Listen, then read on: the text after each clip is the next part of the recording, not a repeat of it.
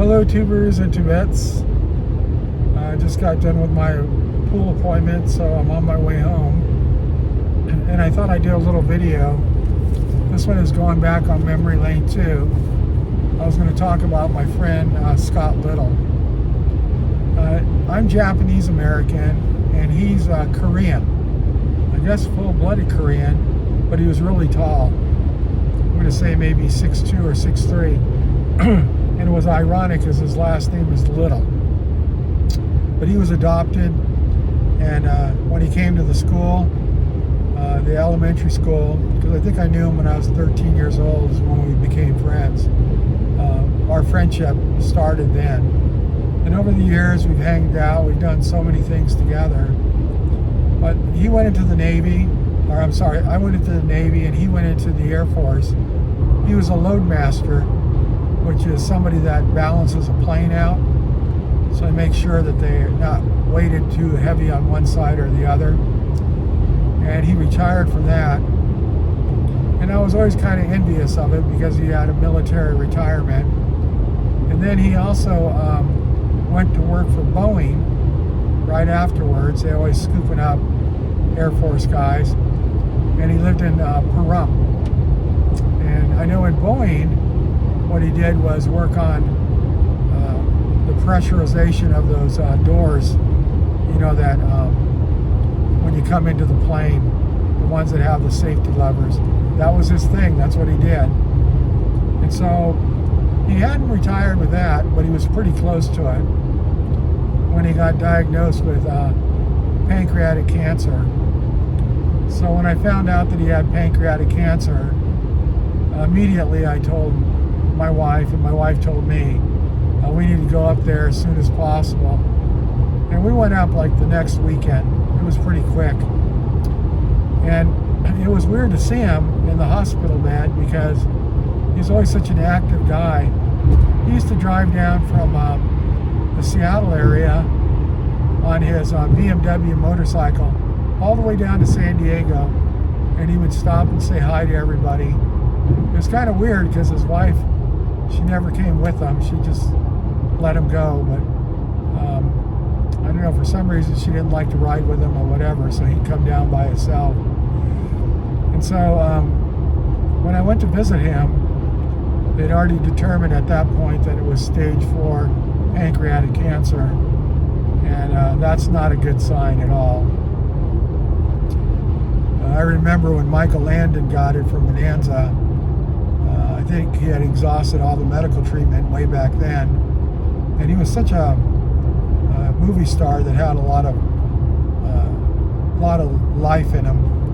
And I remember him getting on the news talking about how he was going to use these new herbs and, you know, holistic approach to his cancer, and he was going to fight it. And then he was literally dead like in 2 weeks after that. So it's not a good cancer to have. We've had other friends that we've known that have had it, and they don't make it too long. So when I heard that it was stage 4 pancreatic cancer, we booked a flight right away. And I think we were up there by the next weekend. The sad thing is we had another friend, Franco, and his wife had cancer too. I think it started out as breast cancer, but it was in a stage 4 type thing. So we flew up there and we visited both people. When I went into Scott's room, he was very frustrated because I guess he had 2 medicals, one from Boeing and one from the military, yet he felt that he wasn't in a recovery type hospital. You know, he was in he considered it to be a nursing home. And I mean, it looked like a nursing home to us. It was something about just keeping him comfortable. So when I went in there, I noticed he had his arm over his neck like this. He was sitting up in the bed. I don't know what was going on there, but it could have been the pain, because the way that he found out he had pancreatic cancer was he had fallen down or something, and he broke his shoulder, which is weird, you know, because easily break your shoulder from just falling down. But when they went in there to look at it, that's when they realized the cancer was throughout his shoulder. And so that's where he got the diagnosis. And when I went there to meet him, I talked to him. We talked a little bit about the good old days and things that were going on when we were younger. But you could tell he was very irritated about where he was at, and maybe even like a little embarrassed, about how he looked. He had lost so much weight. So we sat and talked with him for a while, and just caught up. And I said I'm going to go up to see my friend and visit him and his wife. And they're up in north of Seattle. I go, but when I come back down through here, I'd like to come over and visit you again. And he goes, I don't know. He goes, maybe we'll wait till I get to that therapy hospital that I'm supposed to go to. I go, I can do it then too. I go, it's totally up to you, whatever you want to do. He goes, yeah. He goes, well, call me and I'll let you know. So I did call before I left, and he told me that, no, I'd rather just wait till I get to that therapy hospital that I'm going to go to. And then you can visit me there. He goes, I don't really like where I'm at right now. I go, well, as long as you're being taken care of, that's the most important thing. And he goes, I don't really like it here. So we weren't able to visit him. He didn't want us to visit him. And so sure enough, about a week later, he ended up dying. So it was a chapter, that was kind of closed. I'd known him ever since I was 13. So he was probably the oldest, old friend that I had. We had kind of drifted apart there for a while. He didn't have any kids, but he adopted a child. And I remember she was Chinese.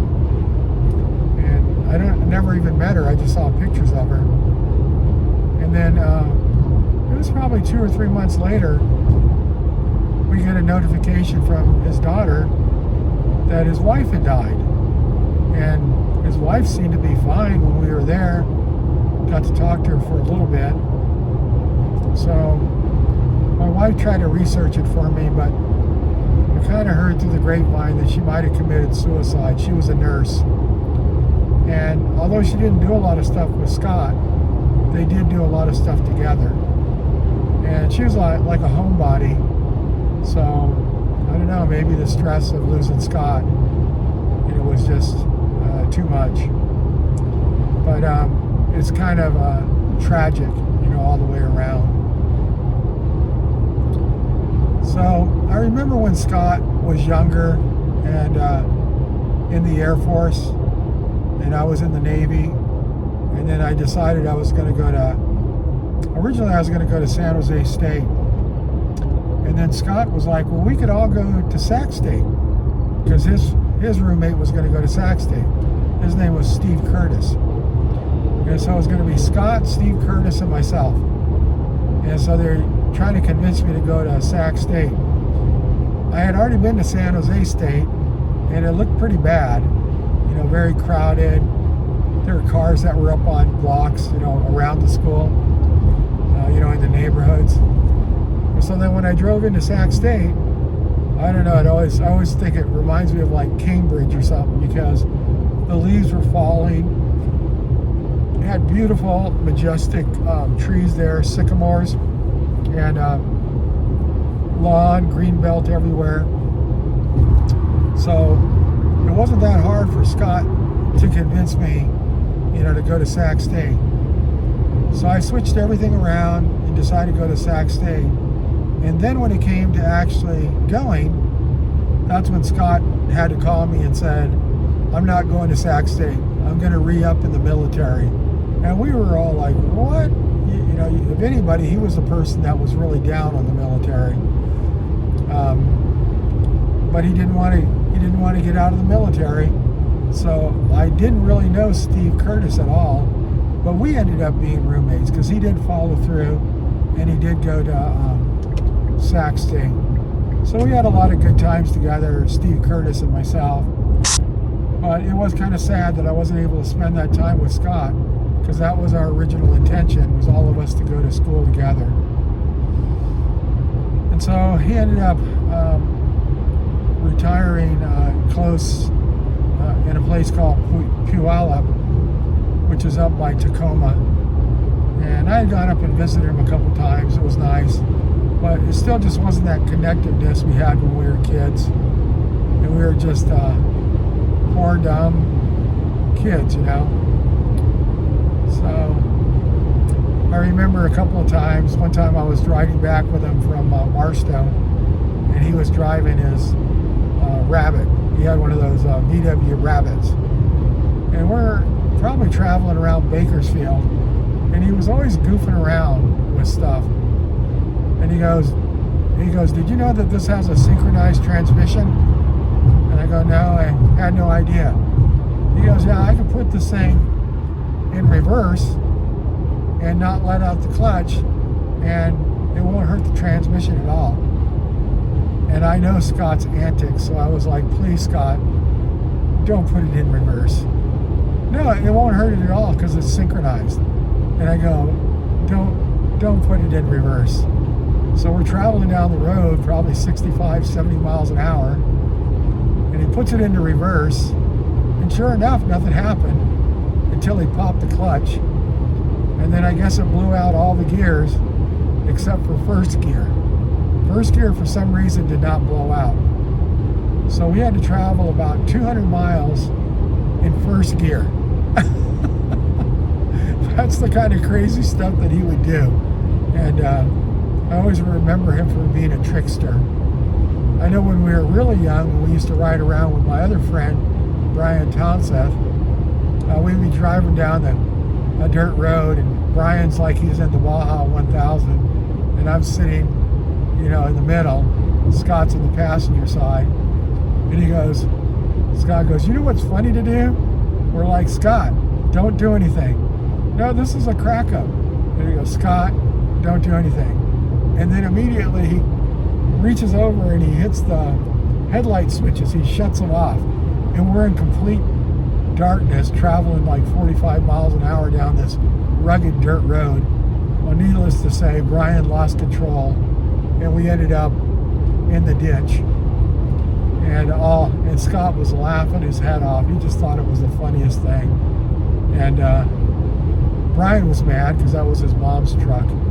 But those are the kind of things I remember about Scott doing all the time. And Brian used to do some funny stuff too.